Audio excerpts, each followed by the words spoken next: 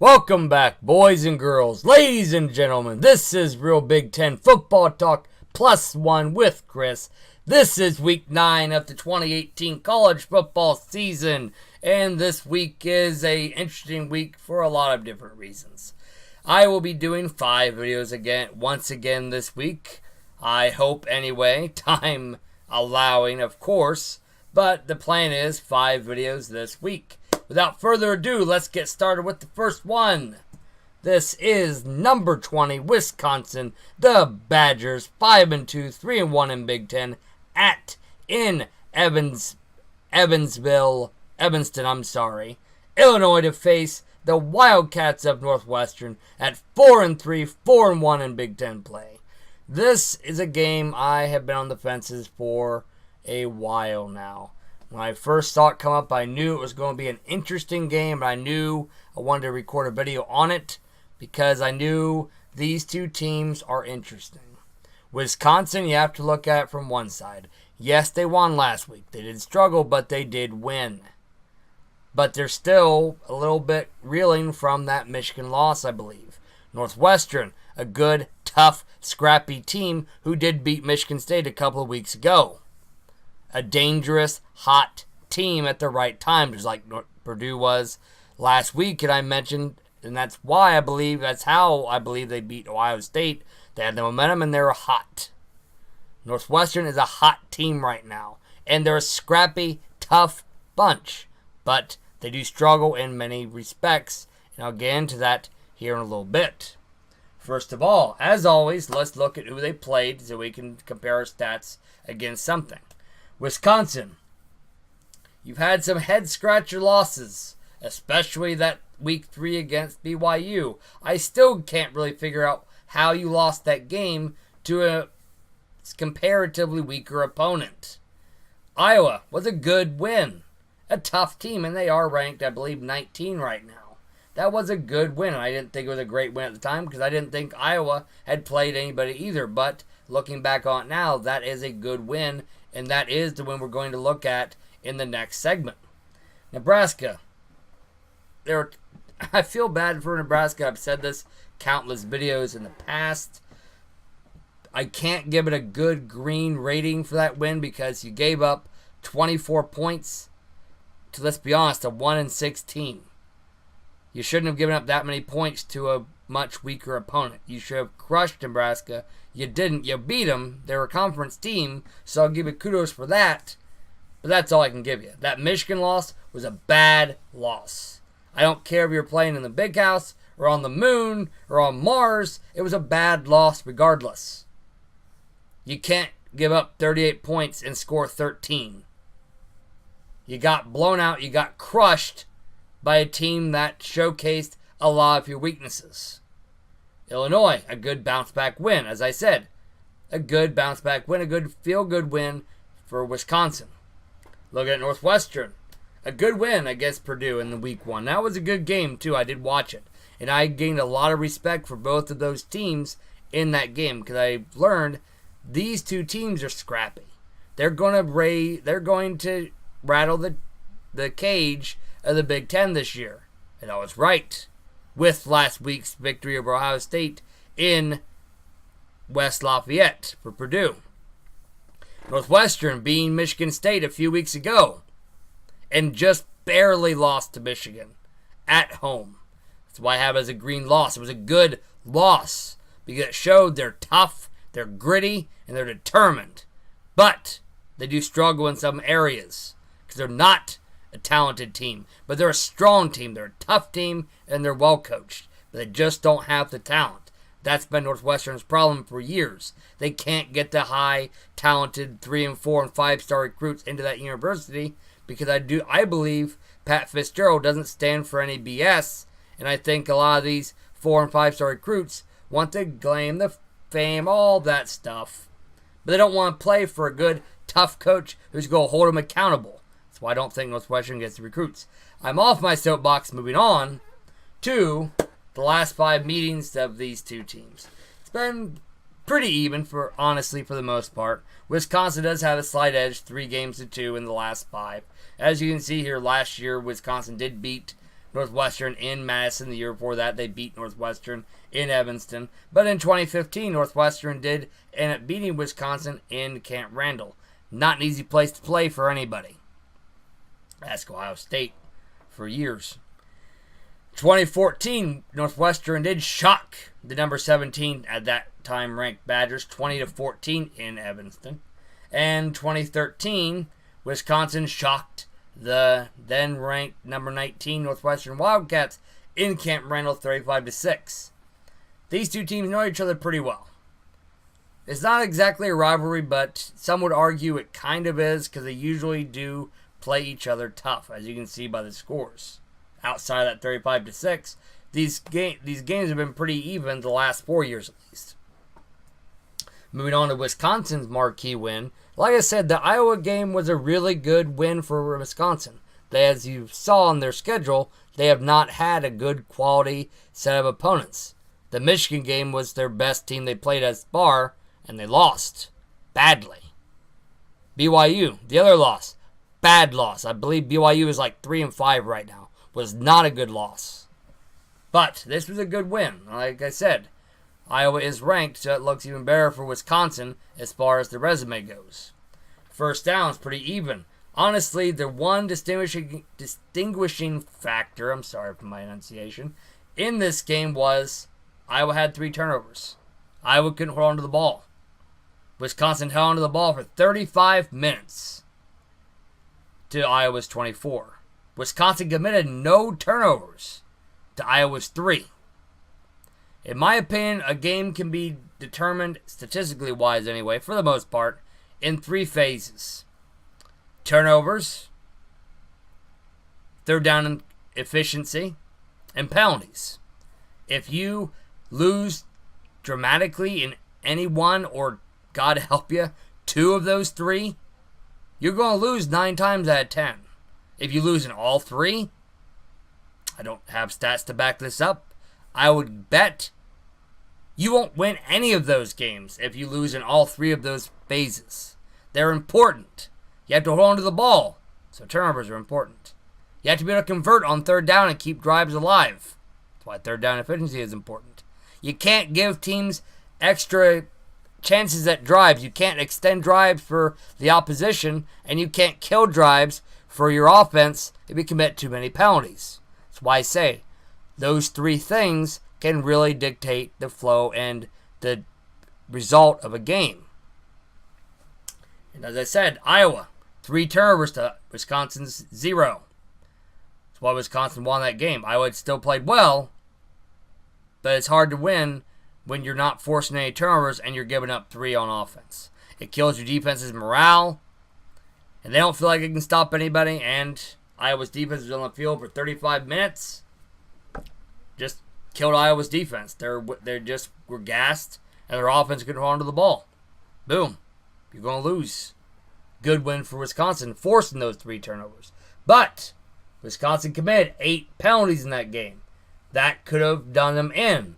But their defense did do well by them and forced the 3 turnovers. And their offense, in turn, held onto the ball for 35 minutes with those 210 rushing yards. And they converted on half their third down tries. All good things for Wisconsin, all bad things for Iowa's defense. For Northwestern, it was a head-scratching of a game statistically. In fact, just looking at the stats, you would think, well, why didn't Michigan State win? I mean, they had most of everything taken care of. My opinion, why Michigan State lost. Michigan State lost because they turned the ball over at the wrong time. They allowed Northwestern to stay in it. Northwestern, throughout the year, has had an extra gear in the 4th quarter, and it showed in this game. Statistically, I can't back these claims up. I can't tell you statistically by the numbers why Northwestern won this game. They won it through grit, determination, and toughness. And that's what they have. They've got grit, determination, and toughness. They don't have the talent, but they have tough, hard-nosed kids who want to play and win for that coach. And there's something to be said about that. And they did it in East Lansing to a ranked, at that time, 20th ranked Michigan State team. Northwestern was 1-3 In my opinion, this is what pushed them over the edge to give them the confidence to play as well as they have as of late. Some teams need that confidence-boosting win, and this Michigan State win was a confidence booster for this Northwestern team. And I've been saying for all year, Northwestern's better than their record. They played those teams tough. They just couldn't figure out how to close the door and win. They've done that the last few games. That's why they're a dangerous opponent to a much stronger, talented Wisconsin team. Look, moving forward to the rushing splits. Wisconsin, of course, anybody who knows anything about Big Ten football understands, what does Wisconsin do on offense? They run the ball, run the ball, run the ball. Ever since I was a kid, watching Ron Dane play all those years ago, Wisconsin's always been bred on the run. Nothing more. They've always had a decent quarterback that was a good game manager, but never great. Brooks Bollinger. That's the only one that comes to mind at the minute, but you can think of some of the Wisconsin quarterbacks in the past. The one real good quarterback that Wisconsin had for that 1 year was Russell Wilson. And then they became balanced for that 1 year. But other than that, they've been a running team first since I can remember. But, which is weird to me, this year, Wisconsin's defense is really on the down slope.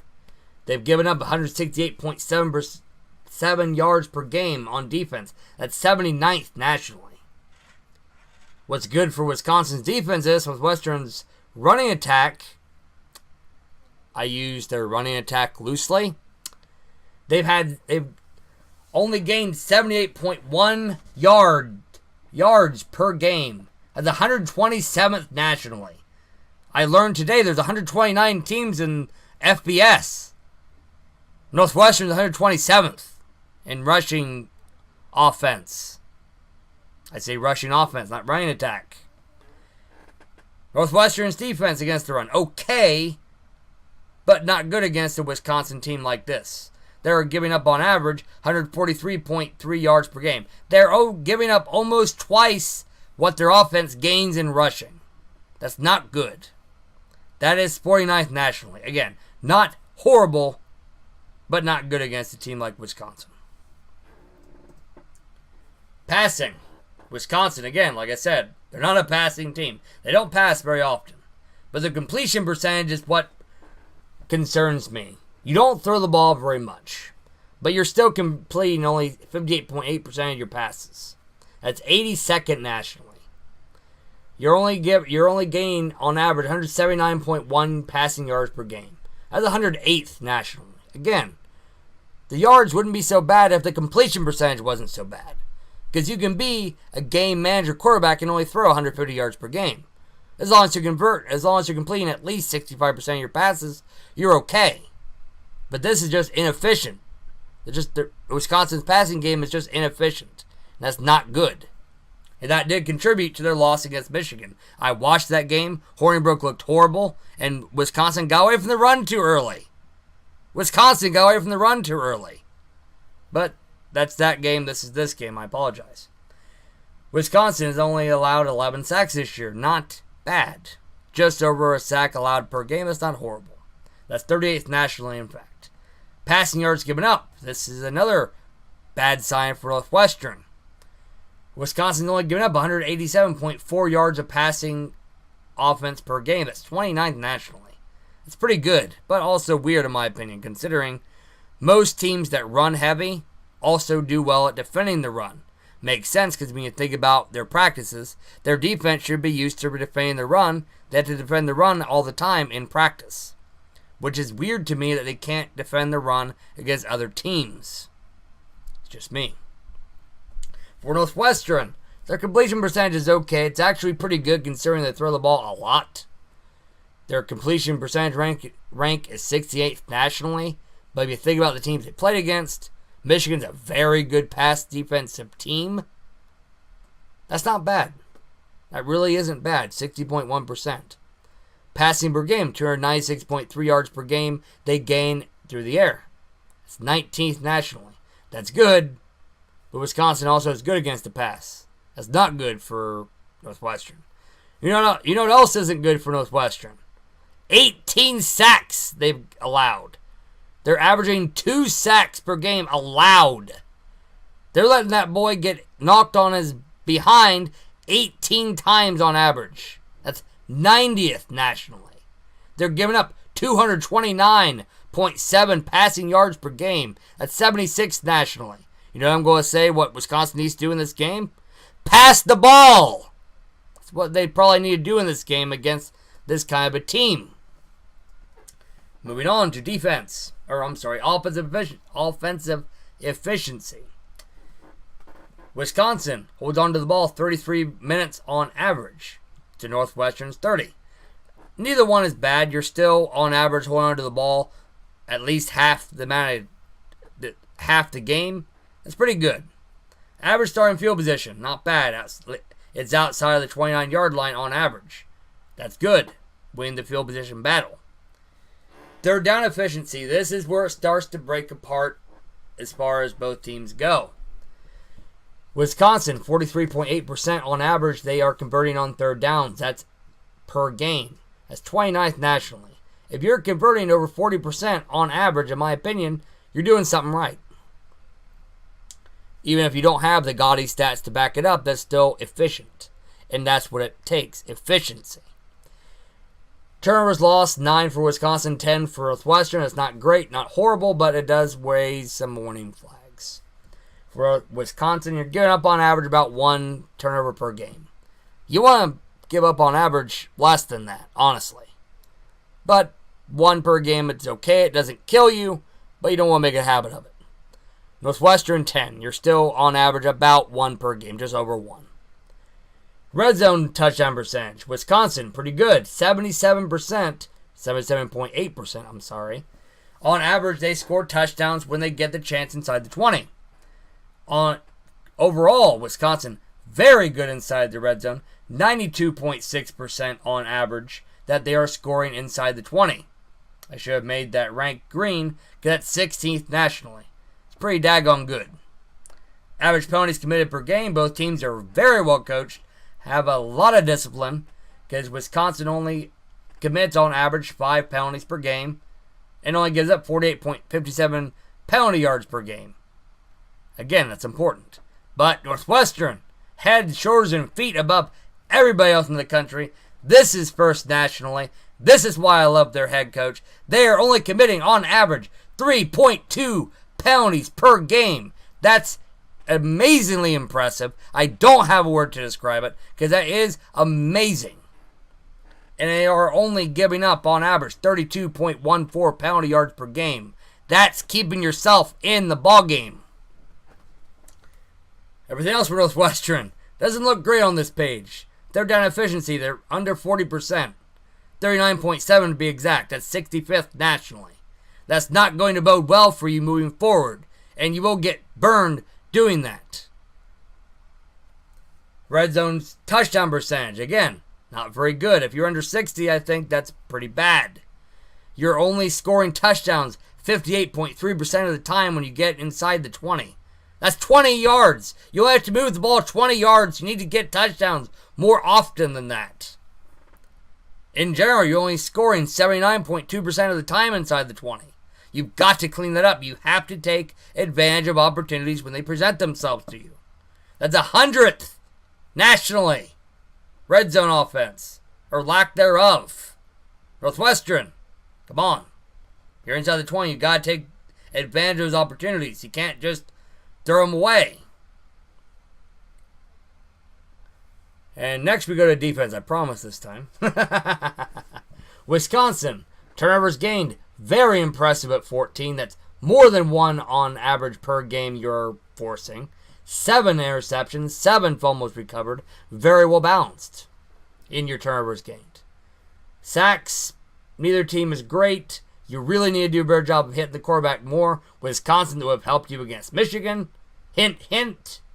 You've only had 11 sacks this year. That's just over 1 per game you've committed. It's not great. That's very bad. Both teams rank 105th nationally in sacks. You're in the Big Ten for crying out loud. Hit somebody. Toe defense. Again, not impressive for both teams. This surprises me for both teams because they both have been historically defensive-oriented. Again, Pat Fitzgerald coaches Northwestern. If you forget, my young viewers, Pat Fitzgerald was an excellent linebacker for Northwestern back in the 90s in my youth. Wisconsin, also a very defensive-minded coach, but they both have taken a nosedive this year defensively. Wisconsin, 356.1 total defense per game. That's 44th nationally. Northwestern, 373 yards per game given up on average. That's 56th nationally. Neither one's very good. Net punting, this is a new stat I came up with this week. And I did not mean to leave those green. That is horrible. Wisconsin is only net punting 33.5 yards. If you don't know what net punting means, that means the amount of yards that, well, it means the amount of yards the punter kicked the ball versus how many yards that the punt. What? I'm sorry. I'm losing my frame of thought. Net punting means the amount of yards that the punt travels in addition to the amount of yards that the returner brings it back. For an example, you punt the ball 40 yards, the return man returns the ball 7 yards. That's a net punt of 33 yards. That's what I mean when I say net punting. And that can contribute to a result because it affects field position. So, Wisconsin, 33.5 yards on average net punting. That's horrible. And Northwestern, not much better at 36.9. That respectively ranks 120th and 80th nationally. Neither stat is very good. In fact, that's awful. I meant to make that red. I apologize. Turnover margin. Wisconsin, excellent at +5. That is 21st ranked nationally. Northwestern, awful turnover margin. -2. That's 87th nationally. You're not going to win many more games if you continue to turn the ball over at that rate versus gaining some turnovers on defense. Nilo tidbits. Teams played each other for the first time in 1890. A long time ago. Wisconsin won that matchup 22-10. Northwestern didn't even have a coach for that game. How they scored 10 points to that coach, I'd like to know the answer to that, but I didn't do enough research. I should have. I apologize on that game, because I bet there's a lot of history behind that game. Again, Wisconsin fans, Northwestern fans, I apologize. I'll try to do better next time, because I bet there's an interesting story behind that. Wisconsin does own the series at 59, 35, and 5. If you know anything about Northwestern's football history, you'll know it's not great. Both teams have played each other each year since 2013. They took 2012 and 2011 off when they were both part of the same division of the Big Ten. I believe 2013 is when the Big Ten did the whole expansion, when they added Nebraska and added divisions. And I believe Wisconsin and Northwestern have been in the same division ever since. It would make sense because they're geographic locations, if you think about it. Northwestern's all-time win-loss tie record, 540, 663, and 44. That is not a typo. That is under 500 for the lifespan of that program. That's a lot of bad seasons, folks. Northwestern fans, I feel bad for you. I also am a fan. I'm a fan of the Bengals and the Browns. I feel your pain for irrelevance. I do. Like I said, many, many years of bad seasons. That is a winning percentage of .451. Wisconsin, very impressive historically. I didn't know they were this good historically. They are 702, 492, and 53 ties. That is .584 winning percentage all time. That's nowhere near the top, but it's pretty daggone good. They have a long way to reach Michigan, which I believe they've recently hit. They're close to 1,000 wins. I know that all the time. And Michigan is the winningest program of all time, just to let you know. Keys to the game for both teams. Wisconsin wins if they limit penalties. You are the stronger opponent, but that won't matter if you keep drawing flags and giving Northwestern free chances, whether you're on offense or defense. You must force Northwestern into 3 and outs. Again, you're the bigger, stronger, tougher team. Well, you're the bigger and stronger team. I don't know about toughness. Northwestern's pretty tough, but you're the bigger and stronger team. You need to exert your will and force that team into 3 and outs and keep that ball for the duration of the game. You need to shut down Clayton Thorson early and force a team that averages less than 100 yards per game to beat you running the ball. Good luck, Northwestern, if that happens. For Wisconsin, you need to run the ball often. Don't give up on the run early if you struggle. You need to keep pounding that rock, pounding that Northwestern defense, and make them tired by holding onto the ball and keeping that defense on the field longer than they want to be. You can't turn the ball over, and you have to get touchdowns inside the 20. Don't just sell for 3 too much. Not against the Northwestern team that can score, and they've done a very good job of that as of late. For Northwestern, you're a very well-disciplined team. You need to play a clean game in this game because you've done well. You are ranked first at 3.2 penalties committed per game. Again, that's amazing. You've got to have a game like that in this one to have a chance. You have to stop Wisconsin running somehow. You're a horrible running defensive team. You've got to change that in this game. You have to force Alex Hornibrook to beat you. Wisconsin fans, I apologize if I'm wrong about Hornibrook's first name. I'm horrible with first names. Northwestern, you got to get a sack once in a while. You got to hit that kid. You got to stop Wisconsin's running attack, and you got to hit Hornibrook. Force him to make mistakes. Watch the Michigan game. You saw how he struggled when he had to throw the ball. Make him throw that ball and make him make mistakes. He is not very accurate. You need to exploit that. You've got to get some yards on the ground. Northwestern, get some rushing yards. You had 8 yards rushing in one of those games that I saw. You do that against this team, you're going to get blown out. You have to be more balanced on offense. Like I said, Wisconsin does struggle against teams that can run. You need to be able to run. You need to shock the whole world and run the ball effectively. Now, who to pick? Again, I was on the fences for this game for a good portion of the week. In fact, I'm kind of still on the fences because for a variety of reasons. Wisconsin is inconsistent. They played well against Illinois. They played well against Iowa. They played horrible against Michigan. They played awful against BYU. 2 bad losses. This is not a bad team. But they played poorly in those games. Which Wisconsin team shows up? For Northwestern, they have a lot of stuff they have to be able to do. They have to be able to do what they haven't been able to do effectively all year, and that's run the ball. They also need to stop Wisconsin's running attack. Now, it pains me to say this, but who do I pick? I have to go with the Badgers, 31-20. I think that running attack for Wisconsin is too strong. I think Wisconsin will commit more penalties than they should, but I don't think that's going to hurt them as badly because I don't believe they're going to turn the ball over. I believe they're going to play a good game as far as that goes. They're going to convert third downs. They're going to force Northwestern to making 3 and outs because they're the bigger team.